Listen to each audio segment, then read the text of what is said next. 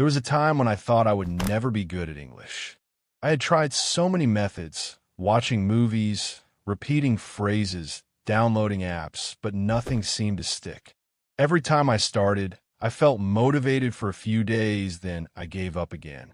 My confidence was gone, and I started to believe that maybe I just wasn't the language type. But everything changed the day I bought a small, cheap notebook. It wasn't anything special, just a softcover notebook with 100 blank pages. I bought it on a random afternoon, not because I needed it, but because something in me said, try again, start small.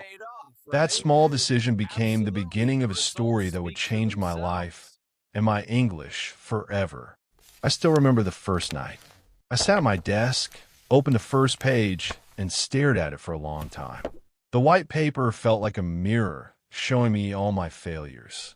Every word I had forgotten, every sentence I couldn't finish, every dream I had abandoned halfway. For a few minutes, I almost closed it again. But instead, I picked up my pen and wrote one simple line.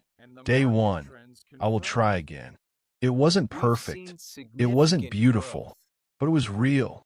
And that's how my notebook journey began. Every night, before sleeping, I opened that notebook. I didn't force myself to write long essays or memorize lists. I just wrote what I felt that day. Sometimes it was one new English word I had learned. Sometimes it was a short sentence like, I am proud I didn't give up today. It became my quiet conversation with myself and with English. After a week, something interesting happened. When I opened the notebook, my brain started to relax. It was no longer about studying. It was about reflecting. I wasn't writing for English. I was writing through English. One night I wrote, today I watched a movie. I didn't understand everything, but I caught a few words that made me happy. That small sentence filled me with a strange kind of hope. I realized English wasn't just a subject. It was a space, a place where I could express myself, even if my grammar wasn't perfect. My notebook started to change from study notes to a kind of diary. I began writing small stories about my day, my dreams, even my fears. And because I was writing in English, I felt like I was giving those feelings new meaning. The language wasn't just words anymore. It became emotion. Some days, I didn't feel like writing at all. I was tired, busy, or simply lazy. But I made myself one promise. No matter what, I will write for at least 5 minutes. Just 5 minutes. That was my rule. Sometimes I wrote only 2 sentences. Sometimes I ended up writing for an hour without noticing. The secret wasn't about how long I studied. It was about showing up. Those 5 minutes trained my brain. It started to expect English every night, just like brushing my teeth or checking my phone. That small notebook rewired my habits. After a month, I noticed something new. When I listened to English podcasts, I could understand more than before. When I watched English videos, I started to think in English instead of translating. I didn't realize it at first, but the notebook had trained my thinking muscles. By writing my thoughts in English every day, my brain had slowly switched from studying English to living in English. That was the turning point. I also began noticing words that repeated often in my writing. For example, I used tired, hope, and try so many times. So, one day I decided to look up synonyms, new ways to express the same ideas. That's how I learned words like exhausted, determined, persistent. Suddenly, my vocabulary started growing naturally, not from a list, but from my own thoughts. 2 months later, I flipped through my notebook and couldn't believe what I saw. Page after page, full of my words, my feelings, my small victories. Each line was a memory of the person I was becoming. I realized something important that night. English wasn't just about speaking correctly. It was about finding my voice. The more I wrote, the more I discovered who I really was in another language. That feeling of progress, slow but real, became addictive. I no longer studied English to impress others. I studied to express myself. One evening, I met a friend who had always been fluent in English. He asked, "How's your English going?" Usually, I would have laughed and said, "Still bad." But that night, I smiled and said, "Better than yesterday." He was surprised. So I showed him my notebook, pages full of imperfect sentences, mistakes, and dreams. He read one page quietly, then said, "This is good. It's real English, from your heart." That sentence stayed with me.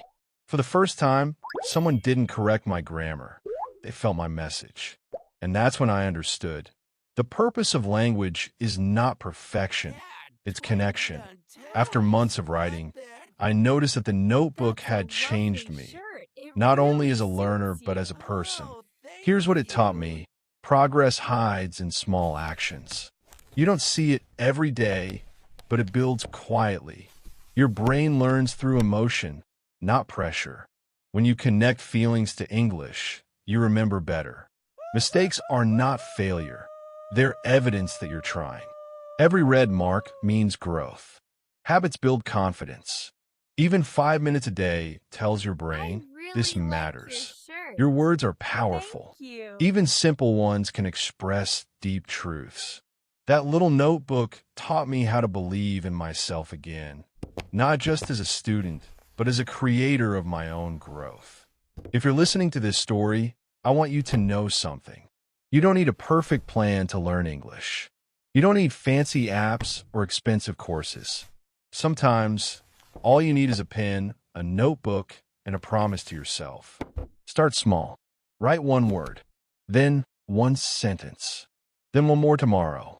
Your notebook will slowly become your mirror, showing not your mistakes, but your journey. And one day, when you flip through the pages, you'll realize that you didn't just learn English. You became someone new. Today, that old notebook sits on my desk. The pages are yellow, the cover is worn, but every time I see it, I smile. It reminds me that growth doesn't start with talent, it starts with honesty.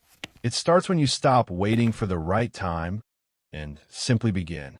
English used to be something I was afraid of. Now it's something I love because it became part of who I am. And it all began with one small, empty notebook and the courage to write the first word. When I look back, I realize that the notebook didn't just improve my English. It built a bridge between my heart and the language. It made English human. It made learning emotional. And that's why it worked. If you want to improve your English too, don't chase speed, chase connection. Every time you write, speak, or listen, try to feel the words. Make English your friend, not your fear. Now, whenever I learn a new word, I don't just memorize it, I live it. I write it in my notebook. I use it in a sentence about my life. And slowly, English feels less like a subject and more like a home. If you're still afraid to start anyway. If you failed before, start again. Because sometimes the smallest notebook can change the biggest part of your life. So grab your notebook tonight. Write your first word. And maybe one day you'll look back and realize that this little notebook changed your English too.